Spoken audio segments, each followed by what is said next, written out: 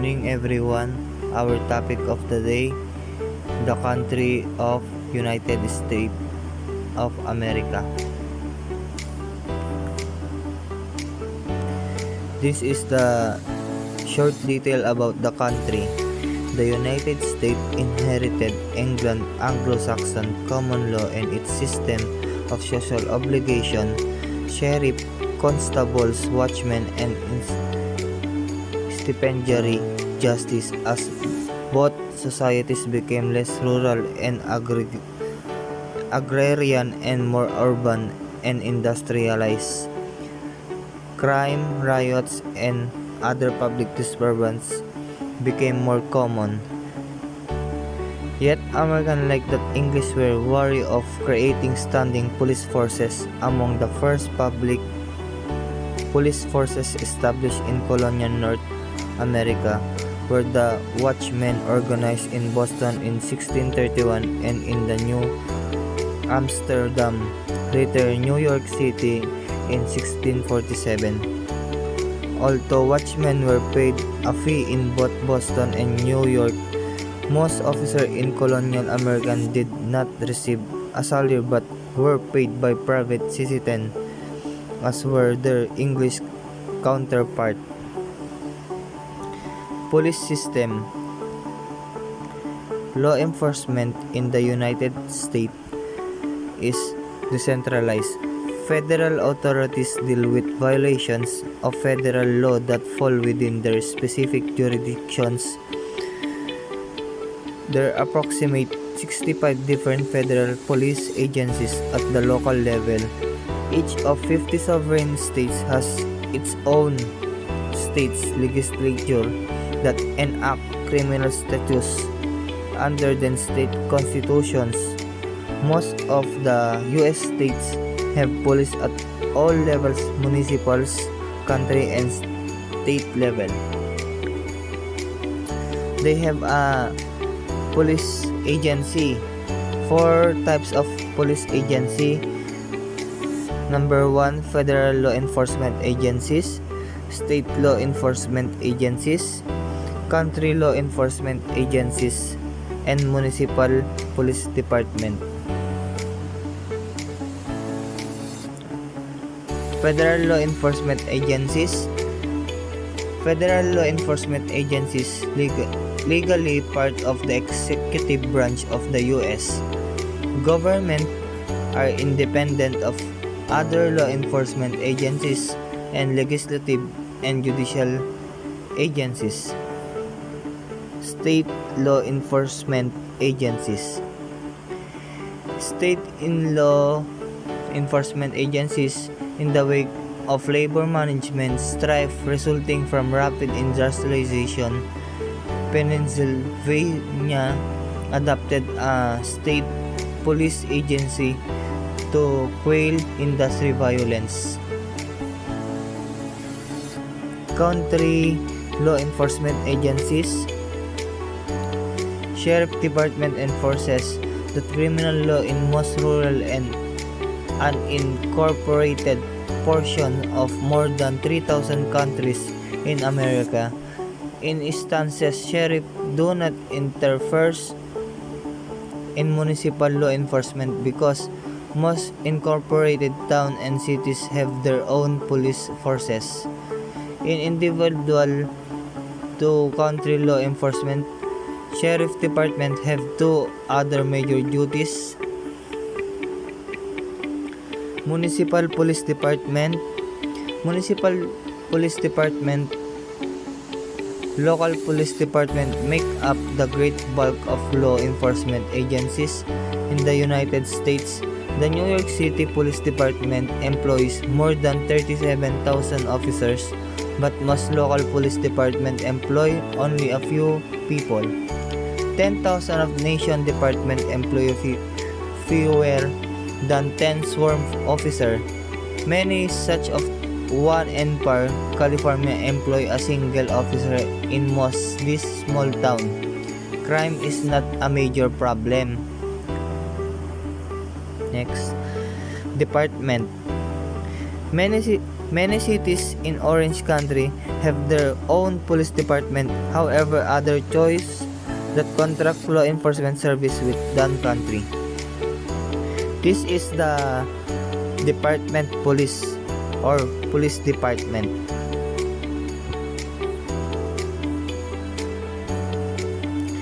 Police rank. The United States rank model is generally quasi-military is structure, although the large and varied number of federal, state, and local police departments and sheriff office have different ranks. A general models from highest to lowest rank would be officer, deputy sheriff, corporal, trooper, detective, inspector, or investigator, sergeant, lieutenant, captain, major, deputy inspector, inspector, commander, colonel, deputy chief of police, deputy commissioner, deputy superintendent, and under sheriff, chief of police, police commissioner, superintendent, sheriff. Type of law enforcement. Law enforcement in the United States is one of three major components of the criminal justice system of the United States along the court and corrections. Law enforcement operates primarily through governmental police agencies. There are 17,985 U.S. police agencies in the United States, which include city police department, county sheriff offices, state police, highway patrol, and federal law enforcement agencies. The law enforcement purposes of these agencies are investigation of suspected criminal activity, referral of the result of investigation to the state or federal prosecutors, and the temporary detention of suspected criminals pending judicial action. Law enforcement agencies, to varying degrees at different levels of government in different agencies, are also commonly charged with the responsibilities of deterring criminal activity and preventing the successful commission of criminal crimes in progress. Other duties may include the service and enforcement of warrant, writs, and other orders of courts. Next, estimate the strength. The U.S. economy is marked by resilience, flexibility, and innovation. In the first decade of 21st century, the other economy was able to withstand another of costly setback. Even if the United States of America emerged as an independent country after 1776 and recognized in 1783, the history of these lands is deeper than that. Thousands of years ago, the first people settled in the American continent. It is not exactly known how the Native Americans first settled in these territories, but a theory says that people migrated from Eurasia starting 30,000 years ago, across a land bridge known as Police in United States provide an extremely wide range of services, many of which may have little to do with crime or law enforcement. There is a great deal of variation among police agencies with respect to size, degree of specialization, and officer discretion. This variation creates a striking complexity.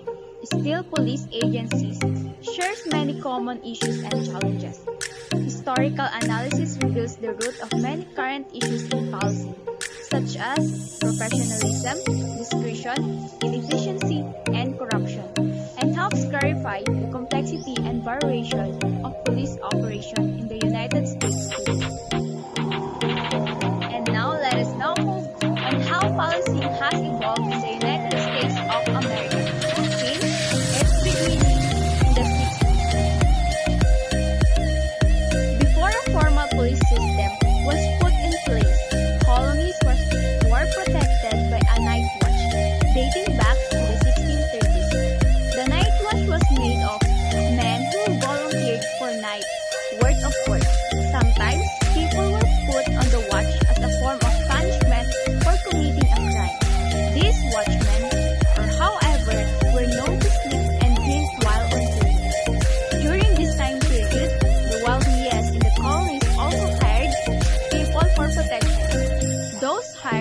protection were mostly criminals. In the north, as more immigrants moved into cities by the mid-18th, citizens looked for a more formal way to keep order. Immigrants from Germany and Ireland began settling in cities like Boston and New York between 1820 and 1860. The new group of immigrants clashed with original settlers from England and the Netherlands. As the new immigrants were ruining America's society, crime began to rise. The cities saw mobs, public units. In response, the first official police force was established in Boston in 1838. Shortly after, in 1845, New York began its own force, followed by Chicago, New Orleans, and Cincinnati. By the 1880s, almost every major city in the country had a police force. Almost all of the police forces were structured similarly, and their main duty was to prevent crime and keep order. The New York Police Department in the late 18th, MPI/Jetty, each police department was public and bureaucratic, had full-time policemen and reported to a government authority. It was not until the 1850s that the cities started developing detective units whose main job were to investigate crimes. In the 80s, there were reports of corruption among some police forces. At the time, America was a political machine, meaning local businesses and police forces reported to a single political leader in exchange for a reward. As the Time magazine reported, this led to corrupt politicians and corrupt police forces. For example, some politicians paid off officers to ignore certain groups' illegal activities. This led to the start of private police forces, like the Pinkerton National Neighborhoods. They worked in as officers, patrolled neighborhoods by a car.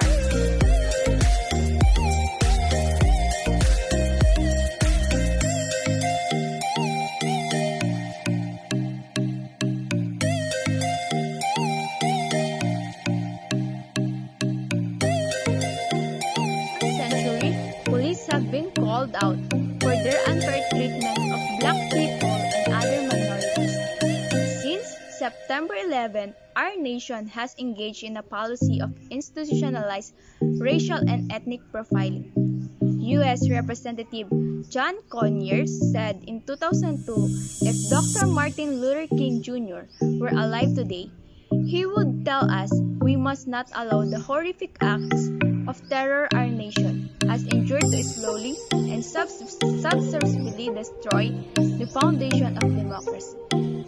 The American Civil Liberties Union agreed with Conyers in a 2009 report.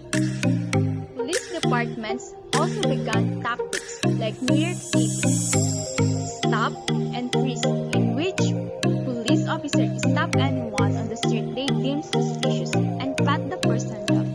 My critics said that tactic was a form of racial profiling because the majority of people detained were young black men. Evidence showing that police were disproportionately targeting minorities in these cases. In 2013, the mayor announced to reform the controversial policy.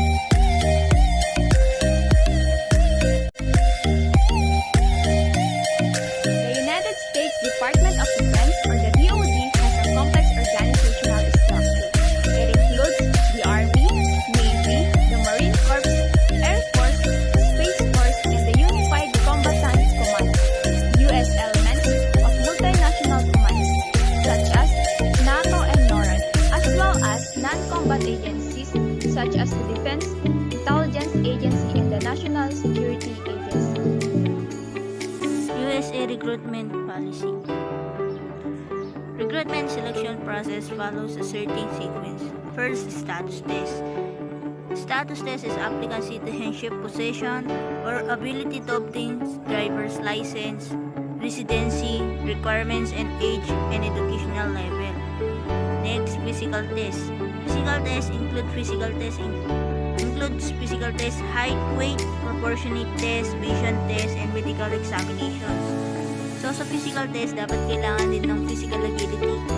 Physical agility tests are used by about 80% police agencies in USA or sa buong bansa. Determine whether applicants demonstrate appropriate agility, conditioning strength, and endurance to perform police work. Next, simulation of work sample test. Measure job skills of an applicant using samples of behavior under realistic jobs like conditions. Next, height and weight. Next, vision requirements. Vision requirements, driving ability to identify license plate or persons or weapons. Siyempre, kailangan nating makakita ng maayos at malinaw. Next, medical examination. Medical examination, ginagawa ko para makita kung physically fit ba ang isang tao, may sakit ba ito or may injury. Next, mental test. Mental test may be divided into two categories. Ang una dito ay designed to measure intelligence, knowledge, or aptitude. And second, those designed to evaluate psychological fitness. Next, intelligence or aptitude. Intelligence, knowledge, or aptitude. Ito naman ay dito magkikita if ang isang applicant ay may kakayang matuto o i-apply ang police information. Second, ability to observe and remember details. Third, ability to follow directions. And last, ability to use judgment and logic. Next, polygraph examination. Polygraph examination, accuracy of information provided on the written application document. Dito nakapulog ang honesty, integrity, reliability of the applicant. Tapos, criminal history, either previously detected or undetected, involves with illicit drugs. Dito natin makikita kung may mga records ba siyang gawa. Tapos next, psychiatric and personality evaluation. Ito ay screening designed to evaluate either the candidate can manage stress that accompanies a career in law enforcement, determine whether the candidate can handle mental violence, long works, and shocking crime scene. Then last, background. Ang background na ginagawa para makilala ang isang tao kung tugma ba ang kanyang mga sinasabi sa interviews. Dito nakapaloob ang educational background, neighbor interviews, medical records, drug test records, character references, and others. So next, firearms, weapons, and equipments naman tayo sa USA.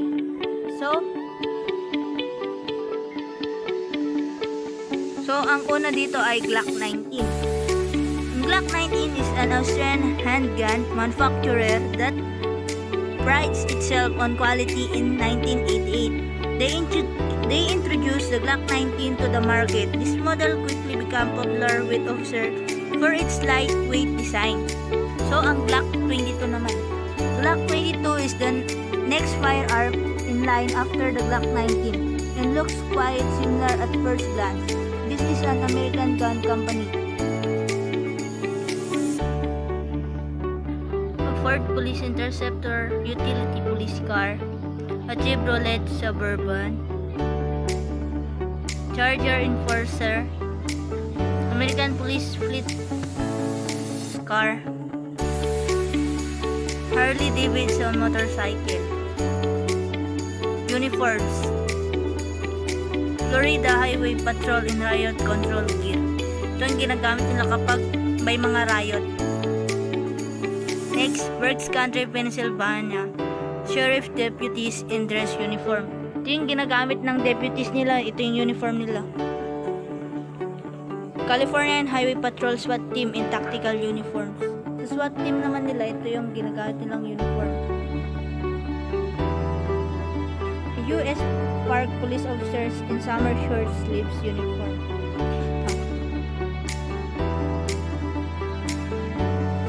shown her on a U.S. Border Patrol agent. The campaign hat is frequently used by sheriff officers. Yung sombrero daw ay ginagamit lang ng isang sheriff officers. Uniform, United States of America police system. When it comes to uniform, there are three categories: the Class A or dress blues, and Class B, the everyday patrol uniform, and Class C, the utility or tactical uniform. This is the Class A uniform. This is the Class B uniform. This is the uniform of sheriff's deputies in dress uniform.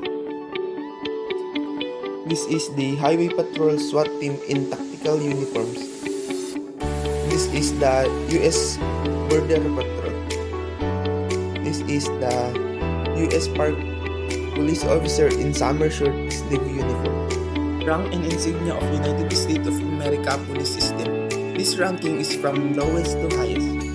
Number 1, police officer. Police officer is the lowest ranking officer and the most common kind of sworn officer in any given metropolitan department. Number 2, police detective. Police detective is assigned to a specialized division. Number 3, police corporal. Corporals still patrol and investigate. Number 4, police sergeant. Police sergeant is assigned to supervise and train their subordinates. Number 5, police lieutenant. The roles of police lieutenant is usually administrative in nature. They attend meetings and serve on various committees related to their unit. Number 6, police captain. Police captain manage a specific division within the department. They direct works and evaluate their teams. Number 7, deputy chief. Deputy chief may serve as the bureau commander for other activities. Number 8, assistant chief. Assistant chief doesn't exist everywhere, but large departments may have multiple deputy chief. Number 9, chief of police. Chief of police is the department's highest ranking officer. Police commissioner. Police commissioner is appointed by the city's mayor to observe multiple departments. Number 11, sheriff. Sheriff is the highest ranking officer in the department and almost always an elected official. And this is the insignia of the ranking officer. The first is the chief, the rank of colonel. Second is assistant chief, rank of lieutenant colonel. The major, the captain, lieutenant, and the sergeant, and troopers. Hello everyone, I'm Reden Manuel and I'm here to present to you the best practices and other details of USA policing system. The first best practices are the Citizen Police Academy or CPA. The Citizens Police Academy is an 8-week program designed to prove participants with an insight into police operation. While attending the CPA, participants will be introduced to a wide variety of department functions. Participants will become familiar with the actual role of police, and police officers will benefit from the wealth of knowledge that citizens can provide about the community.